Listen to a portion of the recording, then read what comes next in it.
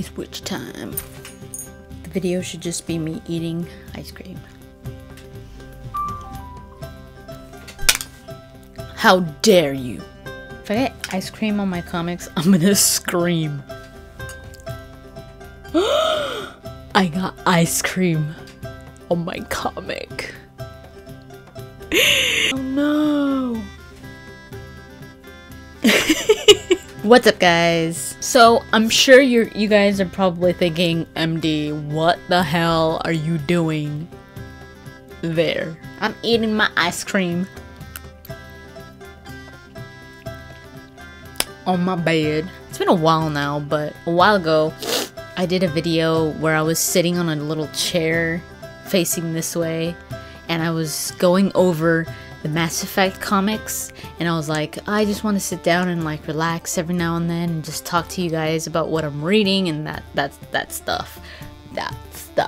I wanted to do that again, and I was like, what better location than to have my bookcase in the back? Whatever, I don't care. I really don't care. So today I'm going to talk about the Witcher comics. Yes, I have been collecting them every time they come out. They just released the last one about a week ago or something like that, maybe 2. So I've got all of them. The series is called House of Glass, and again, it's five comics by Dark Horse. The script is by Paul Tobin and the art is by Joe Carrio.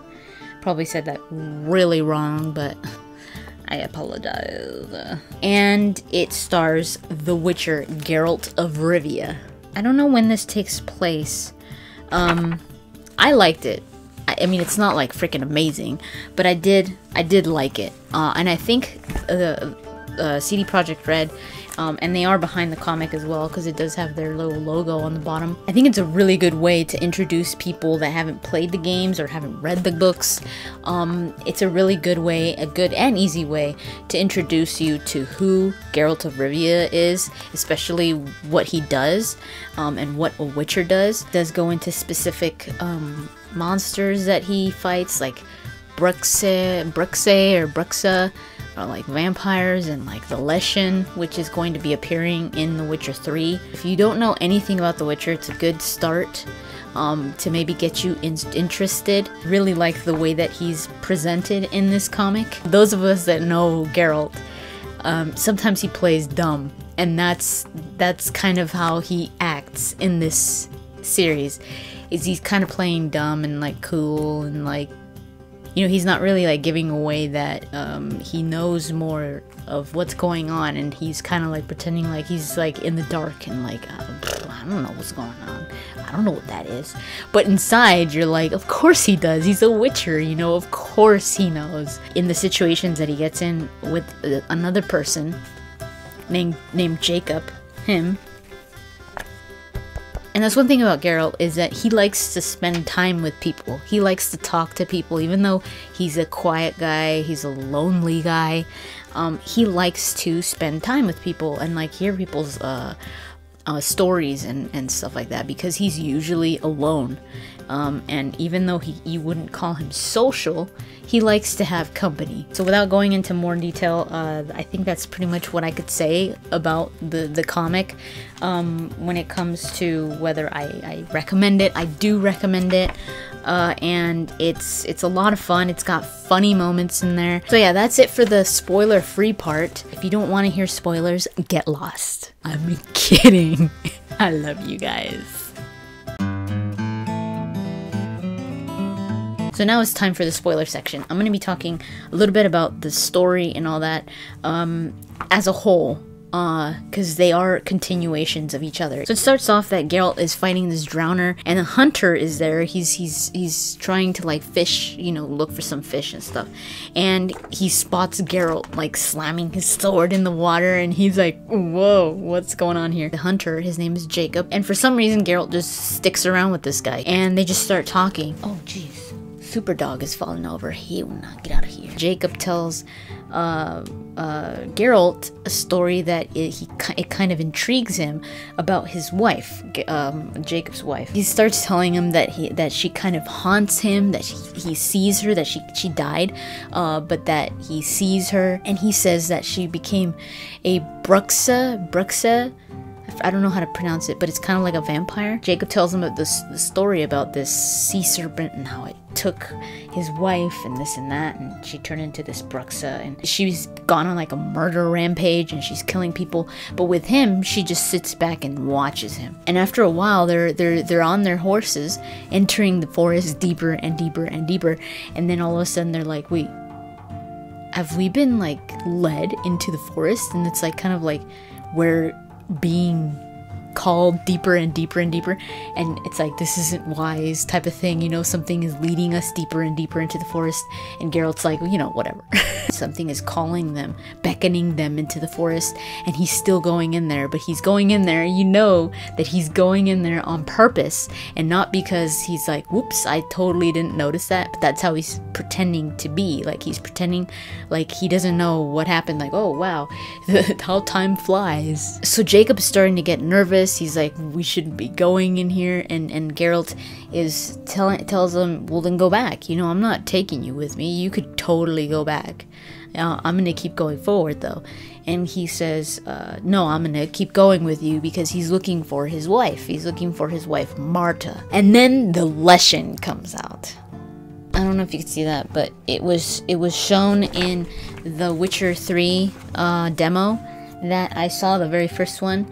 I don't think that one has gone public, but we saw the Leshen in the Witcher 3 demo, the very first one they showed at E3 2013. I think they're introducing the Leshen here because the Leshen wasn't in The Witcher 2. I don't know about The Witcher 1. This whole like leading them into the forest, it's getting dark, and the crows and the wolves, that's part of what the Leshen does. So these songbirds, like a bunch of little birds appear, and Geralt is like, follow the songbirds. So they follow the songbirds, and the songbirds take them out of the danger, and they lead them to this house, which is called the House of Glass. It's covered in just like different glass paintings, and like, you know, like kind of like churches, like where they tell you a story. Jacob sees Marta in the balcony of the house, and he's like, we've got to go in there, we've got to go see what's going on. Maybe I could talk to her, maybe I could see what is going on with her, you know, why is she haunting me, and is there anything she needs, is there something that she wants to tell me, type of thing. Jacob's like, is this a bad idea, you know, maybe it's a trap, the door is open, and he's like, what does that mean? And Geralt's like, well, usually it does mean that it's a trap. So he's like, go ahead and go through the door if you want. But Geralt's like going up the window, he's climbing up the house. For those of you that watch Doctor Who, especially classic Who, the way he was acting was really reminding me of the 7th Doctor, who is my doctor. That is my favorite Doctor. He would pretend to be dumb, like he would pretend like he didn't know what was going on, and everything would unfold, and then it would be like, boom, I was right, and then he'd tell you what was going on, you know. Sherlock Holmes was kind of like that as well. So that's why I really enjoyed this comic, because of that very reason, where I love when people manipulate situations like that, and not so much manipulate people, but situations where if they pretend they don't know what's going on, the situation unfolds itself. But if the person reveals that they know what's going on, then the situation sometimes does not reveal itself. It goes into hiding, and it's like, whoop, we gotta, you know, whatever is going on there, it's like, we gotta hide, or we gotta stop because this guy knows what's up. The only thing I didn't like, but I think it kind of makes sense, I guess, because it is written, it is a comic, you can't hear anything. When Geralt does his signs, he doesn't have to say, you know, Ard, or Quen, or Igni. He doesn't say it. He just does the sign and it happens, you know? But in this one, the whole time it's like Ard or Igni, and I'm just like imagining it, and I'm like, it really kills the whole feeling of it, because I'm like, you know, he doesn't yell it out, he just does the sign. It kind of makes sense, like I said, that, you know, there is no sound here, there is no motion, because so the signs could get confused. Like, whatever sign he's making, people might be thinking, what did he just do? Did he do Ard or did he do Quen? Jacob finds this dining table and it's like full of food, and he's like, dude, I'm gonna sit down and eat. Jacob's all worried. He's like, you know what? I'm gonna go look for Marta, and like, do you want to come with me? And the Witcher's like, he's just drinking, and he's like, just wait here. You know, I might fall asleep. And Jacob leaves, but while the Witcher is sitting there pretending to fall asleep, something comes out of the darkness, and he stops it, and he finds out that it's this girl with like wings and horns. He calls her a succubus. She's of no threat to him. She actually wants to talk to him and like wants to show him around and stuff. Geralt asks her about Marta, and she tells him a little bit about, you know, who she is and how she got trapped in here and she can't leave. She starts mentioning the cursed. This succubus also gives him a key. She tells him that the key is the key to her room. She leads him to like the cellar. She closes the door, but Geralt goes down there, and he finds himself stuck in a room full of corpses, and they're coming to life, and they're all like going cursed, and they're all coming to him, and he's like, oh crap. He uses Igni and lights him on fire and stuff, and he eventually ends up getting out of there, and he's like, you led me in there on purpose and whatever. And she's like, no, I swear it was an accident. I didn't know they were still down there or whatever. Finally, Geralt believes her that she didn't know that they were down there. Turns out that Marta is sitting at the dining table with Jacob, and they're about to eat, or they're gonna eat, or at least Jacob's just sitting there going to eat, and he tells Geralt, you know, she's just looking at me, like, that she's not doing anything, she's just looking at me, and I don't know what to do. So Geralt sits down, and Marta is just at the end of the table, and she's kind of like scratching the table, but she's just looking at them and not doing anything. Jacob is like, I can't stand this silence, you know, let's just talk about something. And they ask Geralt why he calls his horse Roach. It's what I name every horse I have. And why is that? It's private, but fine. Want a Witcher's love story? Let me just wet my throat with wine, drown my common sense in the process, and I'll give it a shot. So he starts telling this story about this girl and how he slept with her, and she left. He gave her the money, like, I guess it was a prostitute. He gave her money, but she just left it there. She didn't take it. It didn't really explain why he calls his horse Roach. Yeah, I was like, I don't get it. So while he's telling his story, they notice that Marta's gone. They're like, oh, Jacob goes and looks for her. Then the Witcher takes a little bath, and of course we all know how little bath scenes go when it comes to the Witcher and girls, you know what I mean? Geralt goes up these stairs, and there's this door there where it's like, you can't go in there, don't go in there. But Geralt uses the key that the succubus gave him. When he goes inside, he finds himself face to face with Marta. She actually reveals the story, the truth, and Geralt's like, you're not a Bruxa, or Bruxe, or whatever they're called. She's like, Jacob, my father married me to Jacob for like a few coin, and I was like a slave for him. Like, I was never in love with him. He would like rape me and force himself on me and beat me. She asks him, do you know what Jacob is? His Witcher medallion, ever since he was in front of him, ever since the first time they met, his Witcher medallion was telling him that something was wrong. He tells Marta, is he cursed? And she says, yeah, he's cursed. I'm cursed. When she was alive, she ended up falling in love with this blacksmith while she was with Jacob. Jacob ended up finding her and the blacksmith together on the beach one day.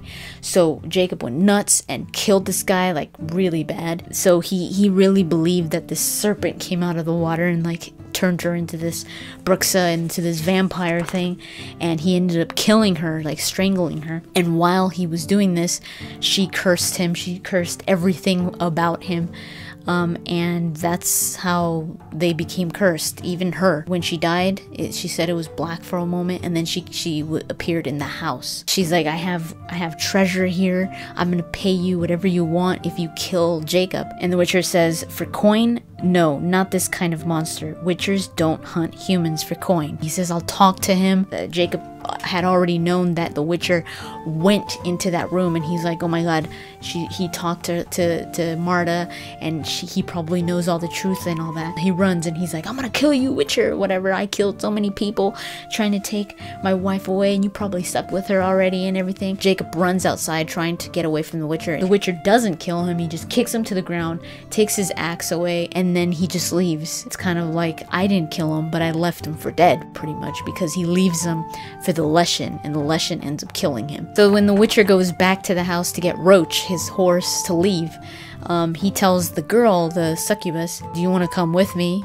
You know, I've got an extra horse. But she pretty much is telling him the same thing. You know, you could stay here. You know, this is the house for the cursed, and Witchers are kind of cursed as well. You know, so you would fit right in. I guess because she's been at that house for so long, she feels safe there. He just takes off, and that's it. So yeah, I left out a bunch of stuff, like you know, little things here and there, little conversations that I really enjoyed. I left them out on purpose so that you guys could still have a reason to go get the comic. I just wanted to give you a little bit of an insight of what the overall storyline is about. I do have more of these planned.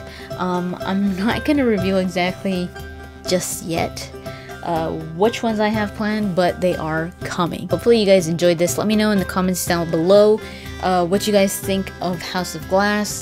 If you haven't read it, do you think you would go out and read it? Thank you so much for watching, and I'll talk to you guys later.